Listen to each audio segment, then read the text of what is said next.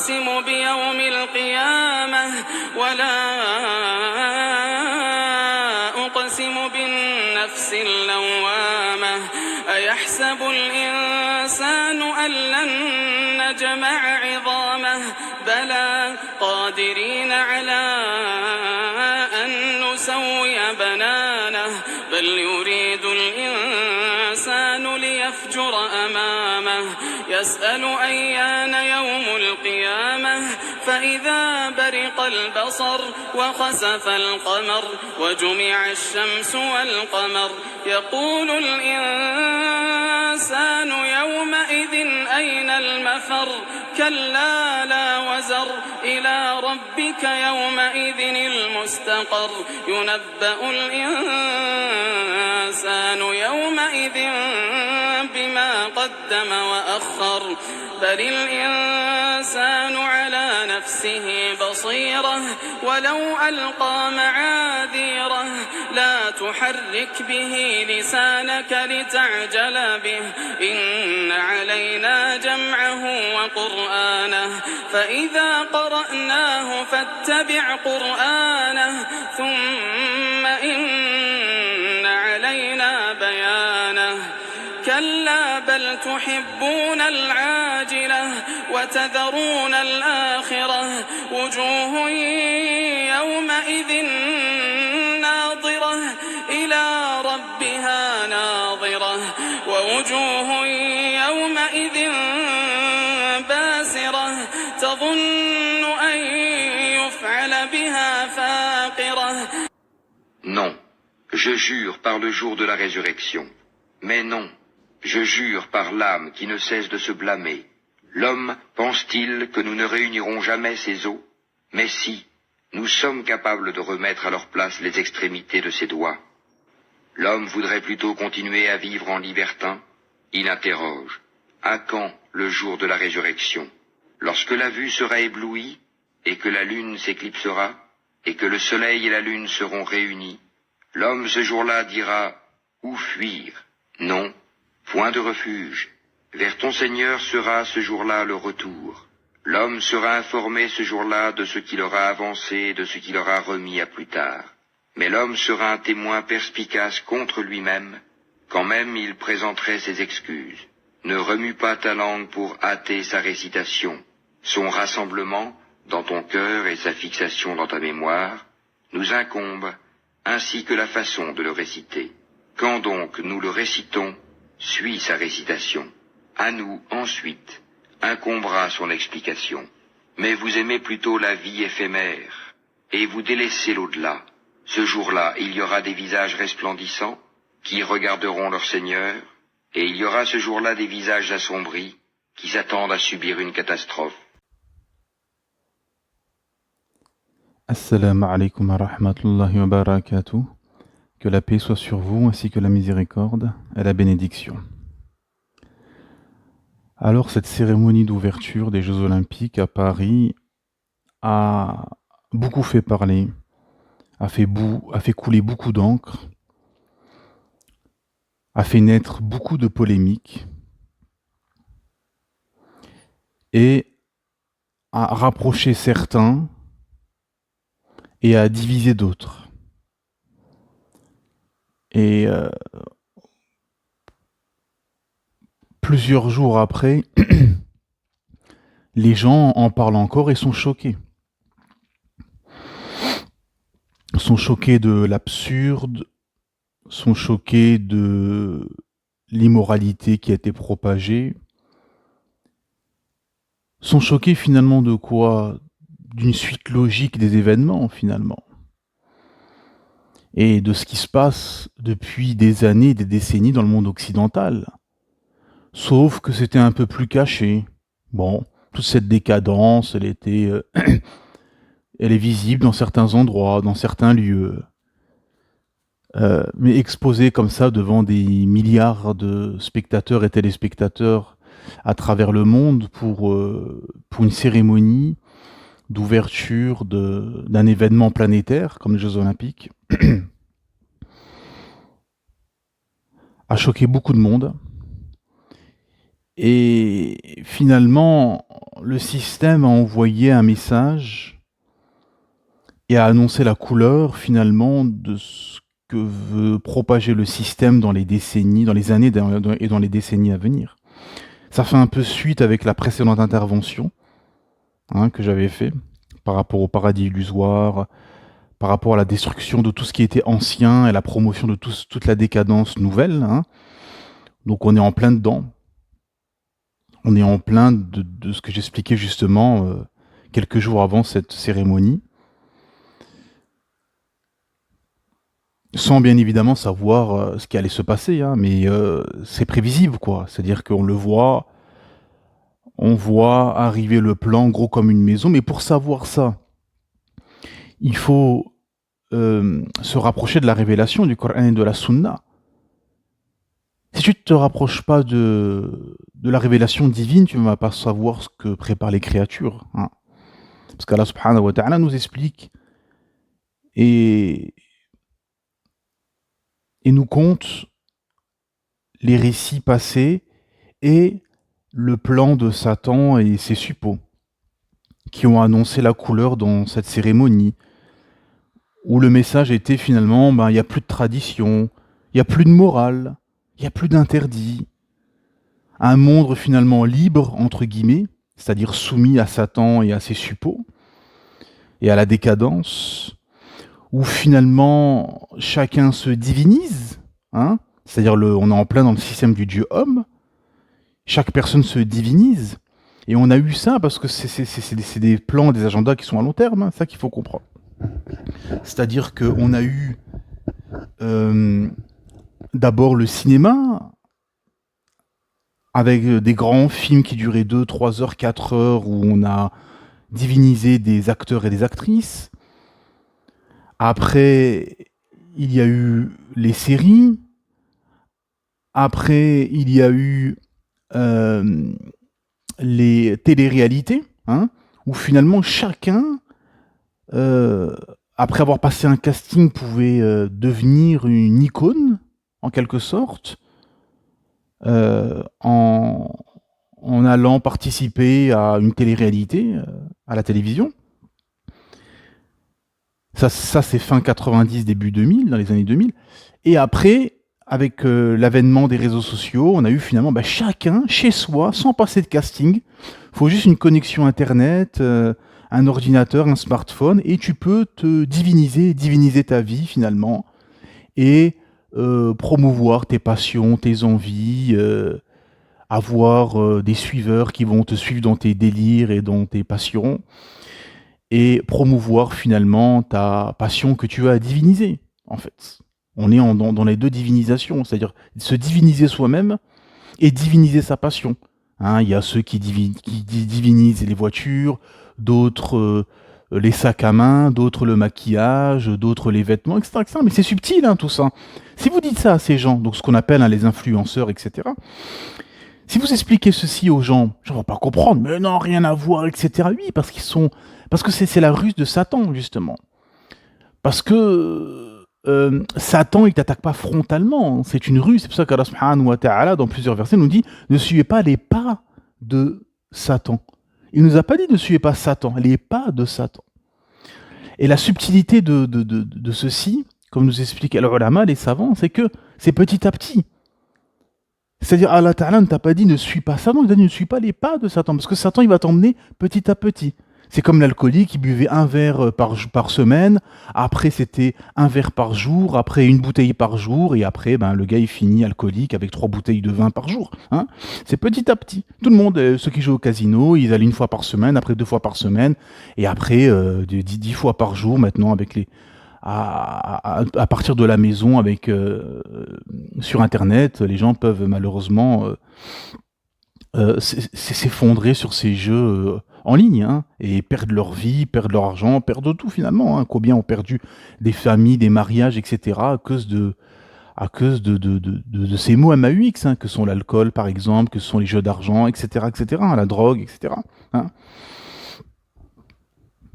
Et donc on arrive aujourd'hui à la divinisation de soi-même, la divinisation de sa passion. où personne ne peut juger, hein, quitter pour me juger et compagnie, hein, tous ces slogans gauchistes, tous ces slogans euh, non islamiques, hein, parce que malheureusement beaucoup de musulmans sortent ces slogans-là, mais en islam il y a un principe, il y a une règle qui est qu'on juge à l'apparence. Il n'y a pas, oui, le cœur, tu sais pas, non, on juge à l'apparence. Une personne qui pratique l'islam, en apparence, a plus de piété qu'une personne qui ne pratique pas l'islam. Voilà, on juge à l'apparence. Voilà, ces slogans-là que les gens répètent comme des vérités, par exemple, l'habit fait pas le moine, sont contradictoires à l'islam. Bien sûr, l'habit fait le moine. Ce qui est dans ton âme et dans ton cœur sera caractérisé par l'extérieur. Ah, c'est inéluctable. La personne, elle va s'habiller selon ce qu'elle a dans son cœur. L'autre va s'habiller en gothique, l'autre va être un nudiste, l'autre va s'habiller avec l'habit de la piété, va s'habiller large, religieusement, etc., etc. Donc finalement, c'est ce qu'il y a dans son cœur. Tu ne peux pas dire à quelqu'un qui est nu, un nudiste, ah, peut-être qu'il a plus de foi que celui qui est en qamis ou en gilbeb. Ça n'a pas de sens. Et c'est une règle en islam. On ne juge qu'à l'apparence. Le reste, ça appartient à Allah subhanahu wa ta'ala. Et le message aussi dans cette cérémonie, c'est ça aussi, c'est-à-dire qu'il n'y a plus d'ordre, il n'y a plus de hiérarchie, il n'y a plus d'interdit. Chacun fait ce qu'il veut, chacun peut suivre ses déviances et ses désirs. Hein. Vous n'êtes en fait finalement, le message il est là, c'est-à-dire que vous n'êtes finalement qu'un tas de viande, issu d'une évolution hasardeuse, et assouvissez vos plaisirs et vos passions, comme vous le voulez. Suivez ce que votre nefs, votre âme inclinatrice au mal, vous enjoint à suivre. Suivez Satan et ses suppôts. Et finalement, pourquoi? Pour préparer l'avènement de Masih ad-Dajjal, finalement, le faux messie, qui viendra tromper les gens en masse. Et on le voit pourquoi. Parce que beaucoup se sont offusqués, mais dans des groupes restreints, finalement. Vous avez beaucoup de gens de tradition catholique, de Français traditionnels qui sont offusqués. Même parfois, vous avez eu des Français qui sont pas religieux, qui se réclament même athées. Hein, on a entendu ça dans beaucoup de space Twitter ces derniers jours, qui se réclament athées, mais qui étaient choqués par ça, par la décadence, etc., qui est promue, qui a été promue par le système. Mais finalement, quand on regarde à l'inverse, la masse des gens est complètement matrixée. Les gens valident tout ça. Les gens acceptent. Ils disent oui, c'est l'évolution, faut suivre, c'est comme ça. Et les gens suivent sans se poser de questions. Hein, à part les musulmans. On a vu que beaucoup de musulmans ont condamné notamment cette fameuse scène où ils parodiaient, vous savez, la fameuse scène qu'on appelle CENES, C-E-N-E-S, le repas que Jésus, Isa alayhi salam, aurait fait avec les apôtres, etc. Cette fameuse image que les chrétiens considèrent comme sacrée. Eh ben, en tout cas, peu importe l'authenticité derrière, ce qui compte, c'est que finalement le message est de discréditer ou se moquer finalement, en l'occurrence d'un prophète. Et bien évidemment, beaucoup de musulmans et beaucoup d'associations musulmanes à travers le monde ont condamné, etc. Et quelques chrétiens traditionnels, quelques personnes avec des valeurs traditionnelles qui ont condamné ceci, mais dans la masse. C'est pour ça qu'il faut toujours voir à l'inverse, faut toujours avoir une vision globale des choses. C'est que les gens sont dans le système. Les gens trouvent ça normal. Pourquoi? Parce que ces élites diaboliques ont des agendas et ont des plans à long terme. On prépare ça. Pour arriver, par exemple, à ces influenceurs, on a préparé ça des décennies avant avec les films, les séries, les téléréalités, etc. etc. Hein, c'est des plans à long terme. Et on prépare les gens, et c'est ça la ruse qui est diabolique, c'est une préparation pour qu'ensuite pour pousser les gens à revendiquer ce que les élites veulent imposer. Vous voyez le tour de passe-passe? Les élites organisent pour que dans 5 ans, 10 ans, 15 ans, 20 ans, vous, la masse des gens, allez revendiquer dans la rue des choses que le système veut imposer en amont. Ça veut dire quoi? Ça veut dire que le système va dire, bah regardez, hein, la masse des gens sont pour le changement de sexe. Ah ben on va leur donner. Mais c'est vous qui les avez poussés. C'est vous qui les avez travaillés pendant des décennies. Via les films, les séries, les dessins animés, etc., etc., etc. Bon, maintenant, dans tous les films, dans toutes les séries, on met des homosexuels, on met des travelots, etc., etc. Parce que c'est une préparation, en fait, à long terme. Et c'est pour ça, comment dire, le rappel profite aux croyants. Allah subhanahu wa ta'ala dit le rappel profite aux croyants. Et l'INSA, parmi comment dire, les traductions de l'INSA, qui est l'humain, finalement, ben, il y a un dérivé qui est cite, c'est-à-dire l'oubli. Hein, parce que l'humain cite, l'humain, il oublie. Et c'est pour ça qu'il faut rappeler. Comme Allah Ta'ala dit au prophète Mohammed sallallahu alayhi wa sallam, rappelle, tu n'es qu'un rappeleur. Et c'est ce qu'ont très bien compris les publicitaires. Les publicitaires, vous avez des grandes sociétés, des multinationales qui pèsent des milliards, ah ben ils continuent avec leur publicité. McDo, Coca, tous les chocolats, la M&M's, Snickers et compagnie, continuent. Pourquoi? Parce qu'ils ont compris que l'humain, il oubliait en fait. Il fallait rappeler. Vous voyez? Et donc c'est un travail finalement que les élites organisent à long terme pour pouvoir pervertir les sociétés, pour pouvoir corrompre. Et pourquoi au final? Pour s'éloigner de la révélation. Aujourd'hui, vous avez beaucoup de gens qui sont choqués par certaines lois de l'islam. Pourquoi? Parce qu'ils ont été biberonnés par cette société finalement matérialiste, contemporaine. Et donc ils ont un paradigme qui est complètement faussé. Vous comprenez? Qui est en contradiction avec la saine nature. C'est-à-dire qu'un homme va avec une femme, c'était tout à fait logique et normal il y a même plus de 50 ans en Occident. Hein, personne ne remettait ça en cause. Aujourd'hui, on vous dit non, un homme peut être avec un homme, une femme peut être avec une femme, un homme qui a changé de sexe peut être avec une femme qui a changé de sexe aussi, etc. Enfin, c'est tout un bourbier de déviance et de corruption de l'âme. Pourquoi? Parce que les gens ont été habitués à ça, en fait. C'est pour ça que le prophète Mohammed sallallahu alayhi wa sallam met en garde de vivre au milieu de mécréants. Pourquoi? Parce que tu vis avec un peuple, tu deviens comme ce peuple. C'est tout à fait logique, en fait. Tu vis avec eux, tu grandis avec eux, bah oui, tu vas devenir comme eux. Combien de pères de famille qui sont venus d'Algérie, du Maroc, de Tunisie, du Maghreb, d'Afrique, ont finalement perdu leurs enfants parce qu'ils sont devenus apostats, parce qu'ils sont devenus athées, parce qu'ils sont la fille qui s'est enfuie avec un Français de souche qui n'était pas musulman et les parents étaient contre, etc. Bah oui, tu les emmènes dans la gueule du loup. Ah, forcément, tu vas les perdre. Hein, tu peux pas venir en France et dire ma fille, tu n'épouseras jamais un Français. Tu peux pas aller en Italie en disant ma fille, tu n'épouseras jamais un Italien. Mon fils, tu vas vivre en Espagne, mon fils, tu ne te marieras jamais avec une Espagnole. Ça n'a pas de sens, vous comprenez? Hein, vous pouvez pas. En fait, parce que pourquoi? Parce que les gens, ils veulent tout.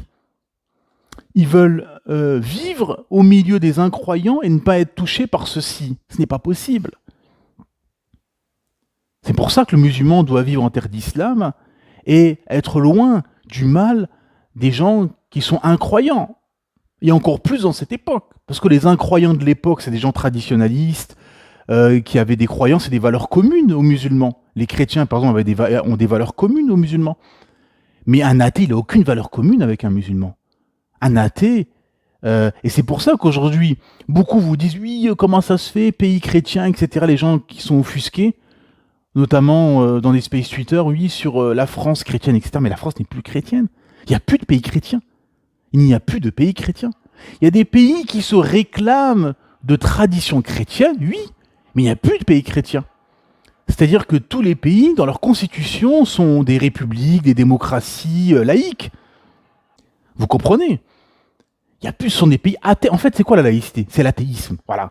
C'est un déguisement, en fait, pour faire croire qu'il y a une neutralité. Il n'y a pas de neutralité. Comme j'expliquais dans un space il y a quelques jours, c'est que peut-être les pingouins sur la banquise sont neutres, mais l'humain, il n'est pas neutre. L'humain, il a des passions, il a des envies, il a des ambitions, il est corruptible.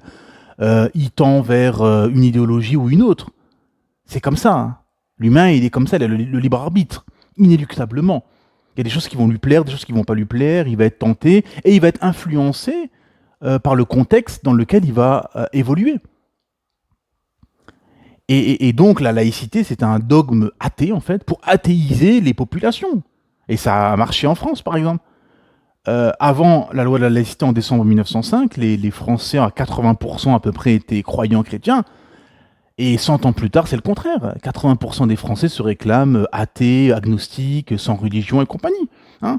C'est le but des élites, qui a marché à merveille, pour athéiser, pervertir. Parce qu'en fait, la ruse de Satan, comment dire, la principale porte, comme nous expliquait notre cheikh, il nous disait, Shaitan, il a plusieurs portes. Voilà. Il y a la porte de l'alcool, la porte de zina, de la fornication, la porte de riba, il y a plusieurs portes de haram. Mais lui, sa porte principale où il veut t'emmener, où il veut que tu pénètres, c'est la porte de l'athéisme. Lui, ce qu'il veut en priorité, c'est que la personne soit athée. Avant qu'il soit juif, chrétien, bouddhiste ou que c'est. Pourquoi ? Parce que l'athée, il n'a aucune conviction, aucune valeur. Les gens qui vous disent « Ah, moi je suis athée, mais j'ai des valeurs. » Oui, mais c'est des valeurs qui sont héritées de, par exemple, du pays musulman où tu es né, ou du pays avec des valeurs chrétiennes où tu es né, etc. Qui sont issues de ça. Parce que, voilà, tu as eu, quand tu étais jeune, peut-être une famille qui était peut-être chrétienne, qui t'a emmené au catéchisme, qui t'a donné quelques valeurs de la Bible et compagnie, etc., que tu as gardé dans ton inconscient. Mais l'athée de base, et on le voit très bien avec les nouvelles générations qui sont complètement biberonnées à l'athéisme, avec des parents athées, eh ben, ils n'ont aucune valeur, aucun interdit. On le voit très bien avec les racailles dans les quartiers, qu'on malheureusement, injustement, qu'on assimile aux musulmans en disant c'est des racailles islamistes ou que sais-je. Pas du tout. Ce sont des purs produits de l'Occident, ces racailles. Ils ont été biberonnés au rap, aux films mafieux, à la perversion, au porno, etc., au manga et compagnie. Hein. C'est-à-dire que ces gens n'ont jamais goûté à l'islam. Hein. Ils ne connaissent rien de l'islam. Ce sont des racailles qui sont des purs produits du système athée. Ce sont des gens qui ont la mentalité athée. Hein. Ce sont des matérialistes, ces gens-là, ces racailles dans les banlieues. Même s'ils disent quelques mots islamiques, ils sont très très loin de l'islam. Et donc, il n'y a plus de pays chrétiens, ce sont des pays athées. Et tout ceci, toute cette décadence, finalement, c'est la suite logique.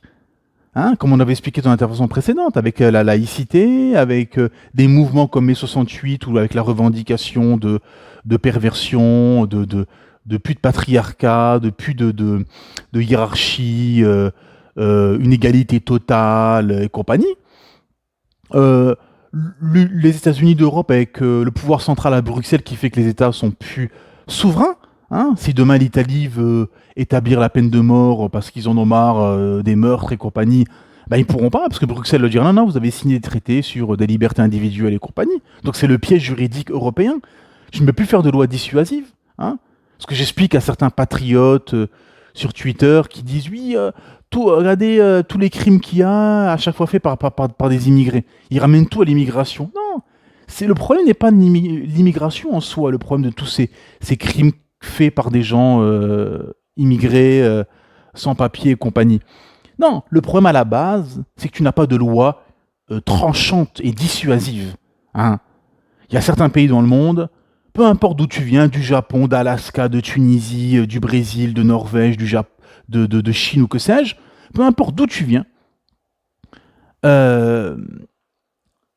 si tu commets des actes qui entraînent la peine de mort, par exemple, ah ben tu repartiras entre quatre planches. Voilà. Donc, à ce moment-là, les gens qui pénètrent dans ce pays savent à quoi s'attendre. Donc, ils ne vont pas faire n'importe quoi. Parce que l'humain, c'est comme ça. C'est pour ça qu'Allah subhanahu wa ta'ala nous a révélé la loi du talion. Et nous a donné des lois qui sont des clés, des moyens d'éliminer de la société des pédophiles, des violeurs, des assassins, des criminels, des voleurs et compagnie. Pour les éliminer, il n'y a que des lois dures, tranchantes, secs. Si tu fais ton système de prison, remise de peine, etc., c'est un piège. Parce qu'en plus, les prisons coûtent un argent fou aux contribuables. Et c'est criminalogène, comme les spécialistes le disent. Les gens rentrent et sont encore plus déterminés à cambrioler, à tuer, à violer, etc. etc. Hein.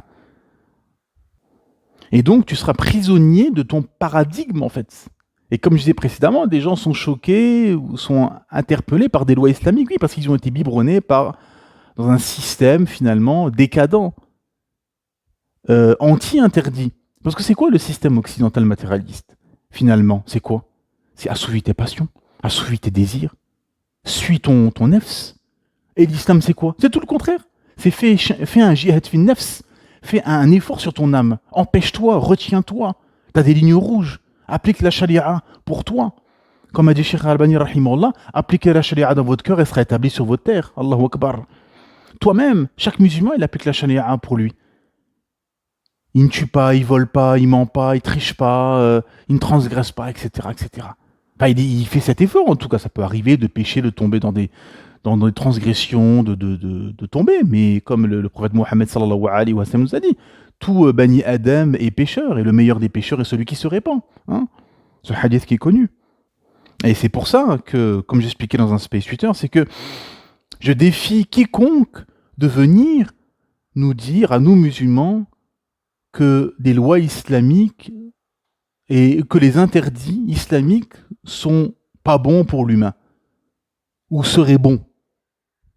Des interdits qui seraient bons pour l'humain. Non, ça n'existe pas. Comme j'expliquais précédemment, tout ceci, tout ce qui est interdit, les jeux d'argent, l'alcool, la drogue, la fornication qui détruit les âmes et les familles à terme finalement, tout ceci sont des interdits qui détruisent les sociétés, qui détruisent les familles, qui détruisent les âmes, les cœurs. Personne ne peut nier ça, personne. Personne ne peut nier ceci. Même un alcoolique, même quelqu'un qui est drogué au casino, il vous dira ceci. Il vous dira bien évidemment que les jeux d'argent, l'alcool, la drogue, ça détruit. Ça détruit ton cœur, ça détruit ton âme, ça détruit ton esprit, ça détruit les familles et finalement ça détruit les sociétés. Et encore plus avec toute cette décadence qu'on a vue pendant cette cérémonie, des hommes, femmes, des femmes, hommes, des homosexuels, des transsexuels, etc., etc.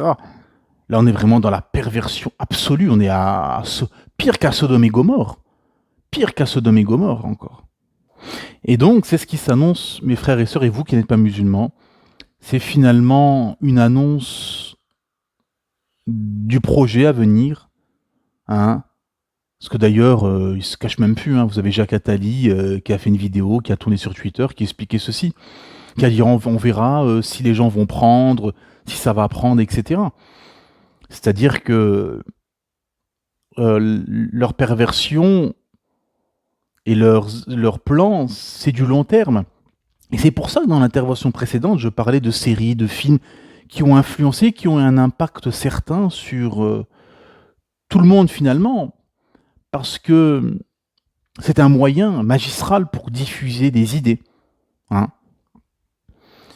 Et finalement, et c'est pour ça qu'aujourd'hui on a un niveau intellectuel qui a affaibli et une perversion des esprits qui a augmenté, parce que les gens sont éloignés des livres et se sont rapprochés des films et des séries. Parce avant l'avènement du numérique, avant l'avènement de la télévision, de la radio, etc., qu'est-ce que faisaient les gens à la maison, les après-midi ou les soirées? Ils lisaient des livres. Et par exemple, en Occident, beaucoup lisaient la Bible, lisaient l'Évangile. Et dedans, il y a des règles, il y a des choses, comme disent les savants, qui sont justes. Même si les chrétiens ont falsifié, les juifs ont falsifié les précédentes législations, il y a des choses qui sont vraies dedans. De ne pas tuer, de ne pas violer, de se marier, de ne pas avoir de rapport avant le mariage, de s'habiller décemment, de ce que la femme doit se couvrir, rester à la maison, etc., etc. Des valeurs communes, comme je disais précédemment. Et donc les gens lisaient la Bible, lisaient l'Évangile, lisaient la Torah. Et donc, ça élève intellectuellement. Parce que ça t'apporte des récits passés. Certains sont véridiques, certains ont été un peu falsifiés. Mais ça te raconte l'histoire du monde, de l'humanité. Parce que c'est ça la révélation divine, c'est t'expliquer qu'est-ce qui s'est passé, d'où tu viens, qui tu es, où tu vas, qui t'a créé. Hein? Donc quand ces gens en Occident lisaient ces livres, ils voyaient, oui, j'ai été créé par Dieu, il y a un jour du jugement, il y a le paradis, il y a l'enfer. Donc ça ramène une crainte, inéluctablement. Ça comment dire, ça donne de bonnes mœurs. Ça donne de bonnes mœurs. Où les femmes restent à leur place, où les hommes restent à leur place. Ça élève intellectuellement. Donc à partir du moment où en Occident, les gens ont arrêté de lire des livres religieux ou autres, et se sont jetés dans les films et les séries, avec toute la perversion, la débilité qu'il y a, bah oui, ça a affaissé intellectuellement les masses, ça les a pervertis, et on arrive à ce crash des mœurs et de la famille traditionnelle et de la tradition qui a complètement été détruite aujourd'hui en Occident. C'est fini. Regardez l'explosion de la fornication, l'explosion des divorces, l'explosion des avortements de masse, etc. etc. Hein. Il y avait un article récemment qui disait la première cause de mortalité dans le monde, c'est l'avortement, avec plus de 73 millions d'avortements chaque année dans le monde. Wal'iyadu billah, imaginez-vous. La perversion. Mais par contre, la peine de mort est de moins en moins appliquée dans le monde et de plus en plus d'avortements. On voit l'inversion des valeurs totales.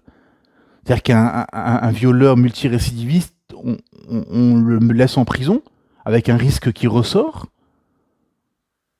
Pas de peine de mort donc, mais par contre un fœtus innocent, peine de mort. Voilà un exemple criant d'inversion des valeurs. Et c'est pour ça que le prophète Mohammed sallallahu alayhi wa sallam nous dit « Accrochez-vous au Coran et à ma sunna ». Vous voyez, la pertinence. C'est-à-dire que du moment que tu t'éloignes de ces séries, de ces films, et que tu t'accroches au Coran et à la sunna, et que tu passes plus ton temps à lire le Coran, à étudier la sunna, à lire le Coran, et que tu ne regardes pas de séries, tu ne regardes pas de films, bah oui, ça va t'élever intellectuellement, ça va t'élever spirituellement, ça va nettoyer ton cœur, parce que le Coran est une guérison pour les âmes et pour les cœurs. Ça va nettoyer ton cœur, ça va te soigner, et ça va te donner de la pudeur et des valeurs traditionnelles et universelles. Mes frères et sœurs, voilà la pertinence. Accrochez-vous au kitab et à ma sunna, subhanallah al-azim. Et on voit aujourd'hui tous ces gens en Occident qui se sont éloignés des livres religieux, qui se sont rapprochés de séries, de films, de dessins animés ou autres, bah, ça les a pervertis, ça les a corrompus, inéluctablement, à terme. C'est pour ça que, comme les majestueux versets qui ont été révisés au début, Allah subhanahu wa ta'ala, dans la surah justement Al-Qiyamah, la résurrection, au tout début, Allah ta'ala nous dit « Non, je jure par le jour de la résurrection, mais non, je jure par l'âme qui ne cesse de se blâmer. L'homme pense-t-il que nous ne réunirons jamais ses os? Mais si nous sommes capables de remettre à leur place les extrémités de ses doigts, l'homme voudrait plutôt continuer à vivre en libertin. » Subhanallah azim. En effet, l'homme voudrait vivre en libertin. Et il y a un miracle dans ces premiers versets de la sourate 75. Ce qu'Allah Ta'ala nous dit, Allah est capable de remettre à leur place les extrémités de ses doigts. Je vous rappelle que le Coran a été révélé au 7e siècle. Et pourquoi Allah Ta'ala, comme disaient les savants, pourquoi Allah Ta'ala ne dit pas nous sommes capables de remettre son nez, sa tête, ses jambes. Allah Ta'ala précise les extrémités de ses doigts. Pourquoi? Parce qu'on a l'empreinte. On a chacun une empreinte propre à lui. Et ce qu'on a découvert il y a quelques décennies, l'empreinte digitale, chacun a une empreinte propre à lui. Subhanallah azim. Chaque être humain qui sort du ventre de sa mère, il a une empreinte qui n'a jamais existé, qui est propre à lui. Allahu Akbar. Allah Ta'ala nous a mis un tampon, nous a mis... Et ça, c'est un miracle incroyable. Personne ne peut nier ceci. Personne ne peut nier ceci. C'est pour ça que les gens, les chercheurs, les scientifiques qui recherchent le monde, l'histoire du monde, qui a créé, pourquoi ceci, pourquoi cela, inéluctablement, ils en viennent au fait qu'il y a un créateur qui a tout créé à partir du néant. Inéluctablement. Sinon, c'est impossible. C'est impossible. Ce que d'ailleurs expliquaient Bonassi et Bolloré, le frère de l'autre Bolloré qui a les chaînes de télévision, qui avec leur fameux livre, Dieu, la science et l'épreuve, il me semble, où ils expliquaient ceci, que tout est calculé de façon harmonieuse, mathématique et scientifique, dans tout l'univers, dans tout l'espace, le temps, ainsi de suite. et jusqu'à l'extrémité de tes doigts, oui, les doigts que tu as en face de toi, aux extrémités, tu as une empreinte qui est propre à toi. Allahu Akbar. Voilà un miracle divin. Mais comme Allah Ta'ala nous dit, Satan et ses suppôts travaillent et vous voient d'où vous ne les voyez pas. Et le but de Satan et de ses suppôts, c'est d'égarer l'humanité. C'est de pervertir les âmes, pervertir les esprits. Comme j'expliquais précédemment, l'apport de l'athéisme permet d'ouvrir toutes les portes parce que l'athée, d'office, suit ses passions. Parce qu'il n'a pas de livre révélé, il n'a pas d'interdit, il n'a pas de valeur, rien. Il suit juste ce qu'il a envie. Il vous dit, oui, non, il y a des choses que je me prive, mais selon quoi? Par exemple, ne pas voler. Ouais, mais pourquoi tu ne voles pas? C'est quoi la preuve que le vol, c'est pas bien? Et quand vous savez, c'est ces débats intéressants que beaucoup de frères ont eu avec les athées, quand vous allez en profondeur, mais qui te dit que c'est pas bien de voler? L'athée de base va vous dire, on le sait, c'est pas bien de voler, mais selon quoi? C'est quoi la preuve? C'est quoi la logique? Parce que tu suis ta logique, tu dis, moi, je suis athée, je crois en rien. D'accord, mais pourquoi c'est pas bien de voler? Pourquoi? Selon quoi? Parce que tu es contre la morale. Et la morale est divine et religieuse. Donc c'est quoi? Donc ces gens sont piégés. Et il y a des athées qui sont honnêtes, qui vont jusqu'au bout finalement du délire en disant, bien sûr, c'est vrai, voler, je sais pas si c'est bien ou c'est pas bien. Parce qu'il n'y a rien qui me le dit, parce que moi je crois en rien, je crois pas en vos livres, je crois pas en la révélation divine. Voilà. Lui, tout est halal, tout est licite. Parce qu'il n'y a aucun livre, aucun texte dont il croit, qui lui dit que c'est pas bien. À part, bien évidemment, les constitutions des pays dans lesquels il vit. Mais les constitutions ont été inspirées de la religion et ont été inspirées des livres révélés. De ne pas tuer, de ne pas voler, le respecter, le mariage, le divorce, etc., etc. Ce sont des législations. L'humain est ignorant, il ne sait rien, l'humain. C'est Allah Ta'ala qui a envoyé des prophètes qui expliquaient comment se vêtir, comment se marier, comment divorcer, comment enterrer, jusqu'à enterrer. On a cette scène avec les deux fils d'Adam, un qui a tué l'autre, et il ne savait pas comment se débarrasser du corps. Et c'est un corbeau qui est venu et qui a montré aux fils d'Adam comment enterrer un cadavre. Subhanallah, c'est Allah Ta'ala qui nous a expliqué comment enterrer, comment se marier, comment divorcer, comment régir une société, comment punir le voleur, qu'est-ce qui est bien, qu'est-ce qui est pas bien. Quelles sont les lignes rouges? C'est le Créateur, Allah subhanahu wa ta'ala, qui nous a révélé tout ceci. L'humain ne sait rien, l'humain est ignorant de base, comme Allah subhanahu wa ta'ala nous l'a révélé. Et Satan et ses suppôts veulent bien évidemment rendre le chemin tortueux, égaré. C'est pour ça qu'en France, il y a tout ce combat qui est fait contre l'islam. Qu'on interdit le hijab, qu'on interdit la abaya, qu'on veut interdire le halal, qu'on veut interdire de sacrifier son mouton, qu'on a interdit même de sacrifier son mouton, qu'on interdit l'Éden, l'appel à la prière à l'extérieur. Tous ces interdits finalement, c'est quoi? C'est d'empêcher de réveiller les masses, d'empêcher que les gens sortent de leur coma et comprennent et sachent pourquoi ils ont été créés, par qui ils ont été créés, qu'est-ce qui va se passer après la mort et le jour du jugement, le paradis, l'enfer. Les gens ne veulent pas. Les élites corrompues au pouvoir ne veulent pas ceci. Veulent maintenir les gens dans l'ignorance, dans la corruption des âmes, dans la corruption de l'esprit, dans la corruption du cœur, pour les manipuler. Parce qu'un peuple athée sera facilement manipulable. Parce que du moment que tu as la parole du Créateur, la créature, sa parole ne vaut rien, à part s'il suit celle du Créateur. Et qui se soumet à cette dernière. C'est pour ça que beaucoup, ça leur fait mal de voir plus de religiosité à l'extérieur. Pourquoi? Parce que ça leur rappelle pourquoi ils ont été créés et le but de leur création.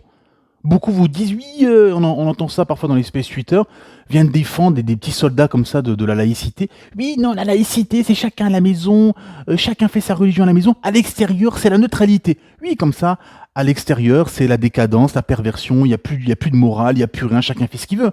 Et la morale religieuse, finalement, est dans les couvents, dans les mosquées, dans les maisons, et l'extérieur, c'est le facade, c'est la corruption totale des mœurs, et on l'a très bien vu dans la cérémonie d'ouverture des Jeux Olympiques. C'est ça le message. C'est dehors, c'est la perversion. On veut pas de votre religion, on veut pas de votre morale. C'est le but des philosophes occidentaux du Moyen-Âge, c'était d'éliminer l'Église qui incarnait l'ordre moral et les interdits, et qui était un obstacle à l'assouvissement des désirs, des plaisirs et des interdits.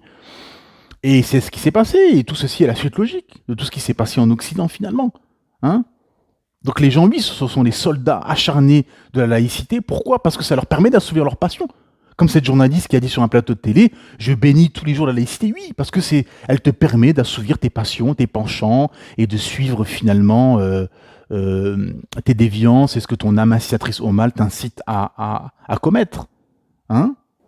Et donc, pour pas que ça leur rappelle ceci, eh ben, on veut éliminer toute trace de religiosité dans l'espace public.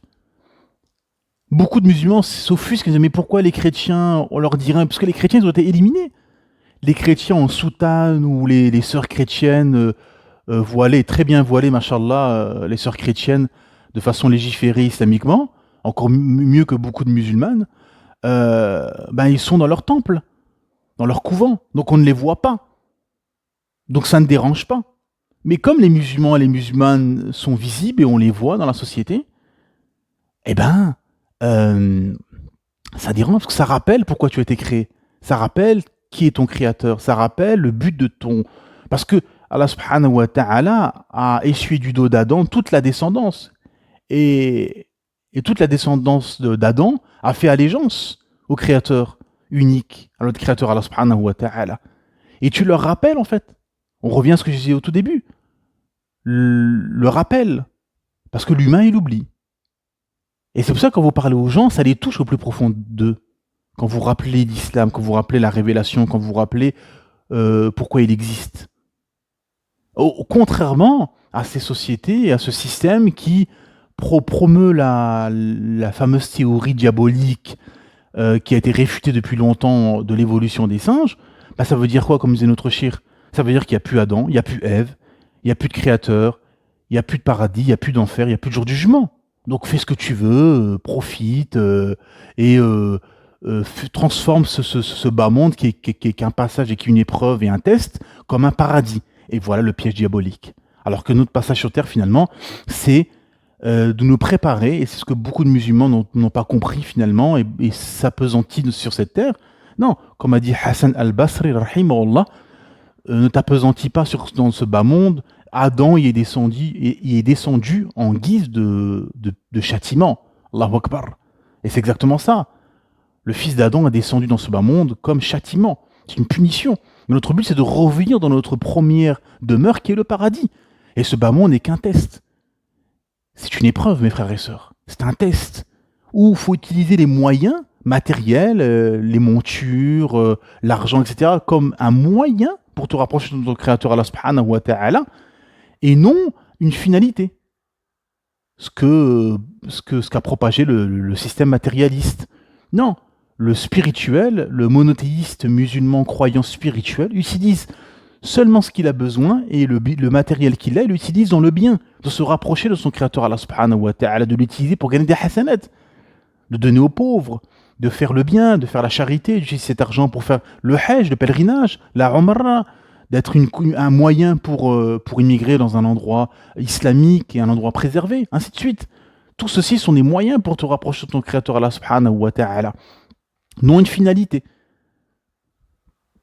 Contrairement à ces décadents laïcs athées qui ont fait de ce bas monde une finalité où ils veulent profiter, assouvir leurs besoins, et c'est pour ça qu'ils détestent et ça les répugne toute la morale religieuse, tous les interdits, toute la loi d'Allah subhanahu wa ta'ala, parce qu'eux ils veulent, comme des enfants finalement qui voudraient assouvir leurs besoins, leurs plaisirs, manger les bonbons, jouer toute la journée, sont comme des grands enfants qui veulent juste assouvir leurs passions, leurs désirs les plus vils et se contenter de cette dunya, et ils ne veulent pas de la morale religieuse, et par là même ils se privent d'un grand bien qui est la douceur de la foi, le cheminement spirituel et le paradis éternel promis pour les serviteurs élus du créateur Allah subhanahu wa ta'ala, qui se sont soumis, qui ont soumis leur âme et leur être à leur créateur Allah subhanahu wa ta'ala, et qui ne jouent pas des jeux comme certains musulmans hypocrites